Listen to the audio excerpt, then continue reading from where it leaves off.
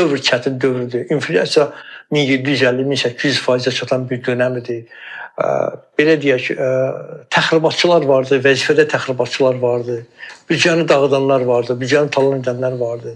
Məsələn, o 1750-1800% inflyasiyadan danışırıq. Onu yaradan adamlar vardı. Onu yaradan vəzifə məmurlar vardı ki, bunu bax bu şəkildə, məsələn, Mərkəzi Bankın o vaxtki rəhbərliyi bunu etdi və mən Ulu Öndərə, nazirin birinci müavini ola çıxdım, dedim ki, bu məsələ ilə bağlı Mərkəzi Bankda yoxlama aparılmalı.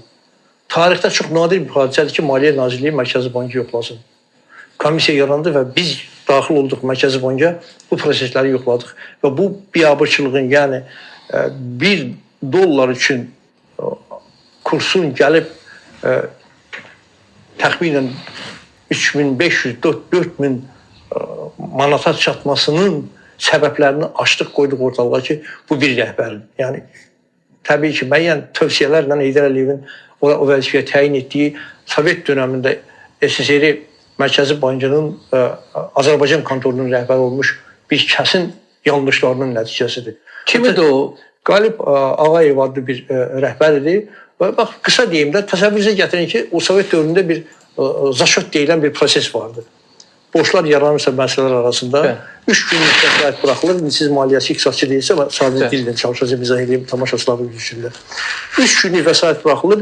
Kimin kimə borcu varsa, o zəncirvari qaydada borçlar bağlanır. 3 gündən sonra buraxılan vəsait qayıdır, gəlir banka.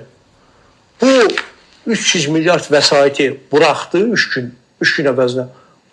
Bu getdi, bu pul 2 ay qaldı dövriyyədə. Və o dövrdə də 400-ə qədər banklar vardı. Bank lisenziyası almaq üçün bir stol, bir stul, bir kompüter yetərli idi. 5 kvadrat metrdə yer tələb olunurdu. 400-ə qədər də bank vardı. O banklar həmən o pulları nəqdləşdirib hamısı müxtəlif mal, məhsulların tədarükatı altında çıxartdılar dövriyyə və manat kütləsi böyüdü.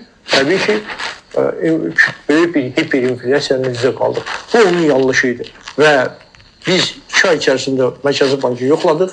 Bəlkə də Heydər Əliyevin tarixində belə bir şey olmamışdı ki, o böyük bir vəzifəyə təyin etdiyi adamı 4 aydan sonra vəzifədən çıxartdı.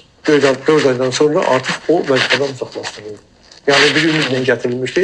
O dövrdə belə deyək, Heydər Əliyevin ətrafında müəyyən qüvvələr vardı. Onlar onu peşəkar kimi təqdim eləmişlər. Amma bu peşəkar gəldi, Azərbaycan manatını bərbad bir günə qoydu. Və təbii ki, bax, o bir epizodudur. Mən nazirin birinci müavini ola Mərkəzi Bankın sədrinin işdən götürülməsinə nail oldum bu yoxlama ilə.